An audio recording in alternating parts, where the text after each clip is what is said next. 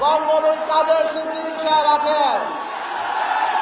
আজকে মঞ্চে দেখছি সুলতান মনসুর সাহেব আছেন, মান্না ভাই আছেন। আরে আর 2-4 জন আসলে তো আওয়ামী লীগে চলে আসবে।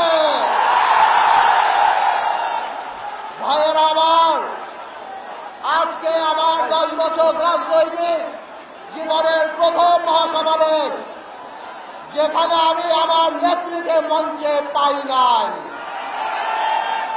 আজকে বলতে চাই, সরকার যেই মহল আমাদের গণতন্ত্রের মা দেশনেত্রী খালেদা জিয়াকে জেলখানায় রেখে তারেক রহমানকে মিথ্যা মামলা দিয়ে যারা মনে করেছিল আমরা দুর্বল হব, আমরা ভেঙে পড়ব, তাদেরকে বলতে চাই এই মঞ্চের দিকে তাকিয়ে দেখুন।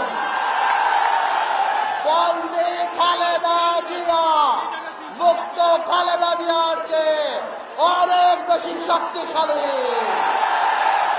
ভাইয়েরা আমার, এই সরকার বলে তাদের অধীনে নির্বাচনে যেতে। বাংলাদেশের একটা পাগল বিশ্বাস করে না এই সরকারের অধীনে কোন সুষ্ঠু নির্বাচন হতে পারে। আজকে আমার নেত্রীকে 2 কোটি টাকার মিথ্যা অভিযোগ দিয়ে জেলখানায় রেখে দিয়েছে, অথচ বাংলাদেশ থেকে বছরে লক্ষ লক্ষ কোটি টাকা পাচার হচ্ছে। কয়লা খুঁজে পাওয়া যাচ্ছে না, বাংলাদেশ ব্যাংক লুট হয়ে যাচ্ছে। আজকে মন্ত্রী এমপিরা যাদের এক সময় ব্যাংকের অ্যাকাউন্ট ছিল না, তারা আজকে ব্যাংকের মালিক হয়ে গিয়েছে। এই সরকারকে পরিষ্কার ভাবে বলে দিতে চাই, আপনাদের অধীনে কোনো নির্বাচন হবে না এবং আমরা নির্বাচন মানব না।